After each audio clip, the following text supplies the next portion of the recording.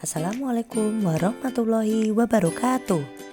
Selamat pagi anak-anak. Bagaimana kabar kalian hari ini?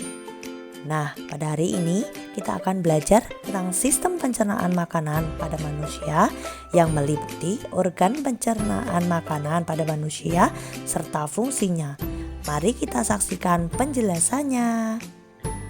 Sistem pencernaan manusia terdiri dari beberapa organ yang saling membantu untuk mencerna makanan. Organ awal adalah mulut. Dalam mulut ini terjadi ingesti dan mastikasi. Setelah makanan dalam mulut dikunyah, makanan akan turun ke kerongkongan. Di sana terjadi proses deglutisi. Setelah itu makanan akan masuk ke lambung, di mana akan terjadi proses digesti. Lalu dari lambung akan masuk ke usus halus, di mana di sana terjadi proses absorpsi, kemudian masuk ke usus besar, lalu kemudian dikeluarkan dengan proses defekasi.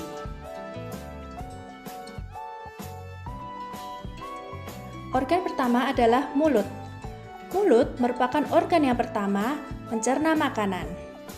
Makanan masuk ke dalam tubuh melalui mulut.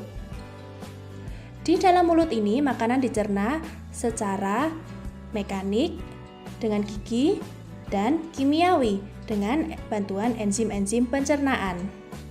Di dalam mulut terdapat alat-alat yang membantu proses pencernaan seperti lidah, gigi, dan pada mulut kita ada gigi yang berfungsi untuk mengunyah makanan sehingga menjadi halus. Gigi terdiri dari 3 bagian, yaitu mahkota gigi, leher gigi, dan akar gigi. Gigi dapat dibedakan menjadi 3 macam yang berfungsi berbeda-beda. Di dalam mulut kita dapat gigi seri yang berfungsi untuk memotong makanan, gigi taring untuk mengunyah makanan, dan gigi geraham untuk mengunyah makanan. Dalam mulut kita juga ada lidah sebagai indera pengecap. Di dalam lidah ini terdapat tunas pengecap, sehingga ketika kita makan kita bisa merasakan rasa manis, asam, asin, atau pahit. Lalu lidah ini juga membantu dalam proses mengunyah makanan, menelan makanan, dan membolak-balikkan makanan, sehingga semua makanan bisa dihancurkan secara merata sebelum nantinya dimasukkan ke kerongkongan. Dalam mulut juga terdapat kelenjar ludah. Kelenjar ludah ini menghasilkan air liur atau saliva.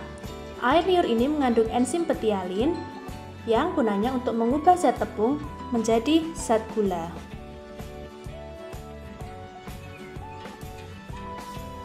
Dari mulut, makanan yang telah dikunyah tadi akan masuk ke kerongkongan. Kerongkongan atau esofagus adalah saluran berbentuk tabung yang menghubungkan mulut dengan lambung. Pada orang dewasa, biasanya kerongkongan ini sepanjang 20 cm. Pada kerongkongan ini terdapat gerakan peristaltik. Gerakan peristaltik adalah gerakan meremas-remas yang berfungsi untuk mendorong makanan masuk ke lambung.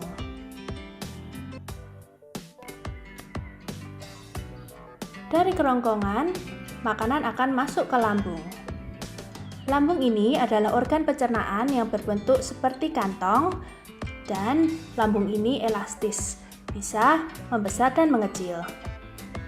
Pada lambung ini, makanan akan mengalami pencernaan secara mekanik oleh otot lambung dan secara kimiawi oleh getah lambung. Pada lambung, pencernaan secara mekanik dilakukan oleh otot lambung. Otot lambung akan berkontraksi untuk mengaduk makanan. Proses kimiawi pada lambung dibantu oleh getah lambung. Ada 3 getah lambung. Yang pertama adalah asam klorida atau HCl. Asam klorida ini berfungsi untuk mengasamkan makanan dan membunuh kuman yang terbawa oleh makanan. Getah lambung yang kedua adalah pepsin. Pepsin berguna untuk mengubah protein menjadi pepton. Yang ketiga adalah renin dan kasein. Fungsinya adalah untuk menggumpalkan protein susu, dan enzim ini hanya dimiliki oleh bayi. Dari lambung, makanan akan masuk ke usus halus. Usus halus adalah usus terpanjang dari saluran pencernaan. Jika kita mengulur usus halus ini, bisa sepanjang 6-7 meter. Di dalam usus halus terjadi proses pencernaan secara kimiawi yang dibantu oleh enzim-enzim pada usus halus, dan juga terjadi penyerapan sari makanan. Terdapat 3 bagian usus halus. Yang pertama adalah usus 12 jari atau duodenum. Pada usus 12 jari, makanan dicerna secara kimiawi dengan bantuan getah pankreas dan getah empedu. Bagian yang kedua adalah usus kosong atau jejunum.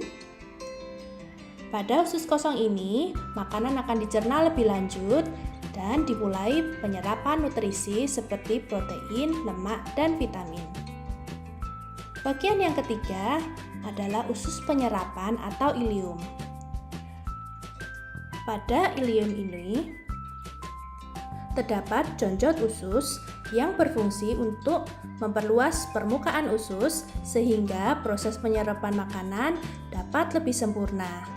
Di dalam jonjot usus ini terdapat pembuluh darah juga untuk menyerap sari makanan, kemudian darah ini akan mengedarkan sari makanan ke seluruh tubuh.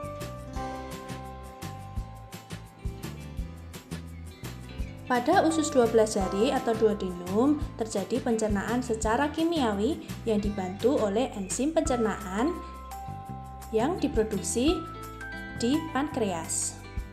Pankreas merupakan organ yang terletak di bawah lambung. Di pankreas ini diproduksi 3 getah lambung yang membantu proses pencernaan. Yang pertama adalah enzim amilase yang mengubah zat tepung atau amilum menjadi zat gula atau glukosa. Yang kedua adalah enzim lipase yang mengubah lemak menjadi asam lemak dan gliserol. Yang ketiga adalah enzim tripsin yang mengubah pepton menjadi asam amino. Selain getah pankreas, pencernaan kimiawi di duodenum juga dibantu oleh getah empedu.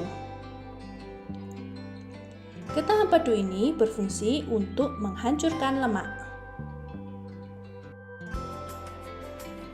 Setelah dari usus halus, makanan akan masuk ke usus besar.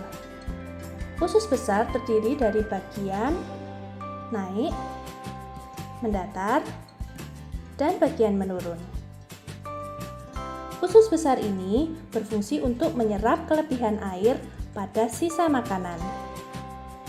Di sini pula terdapat bakteri Escherichia coli yang membantu proses pembusukan makanan yang pada akhirnya nanti akan menjadi feses yang akan dikeluarkan pada proses berikutnya.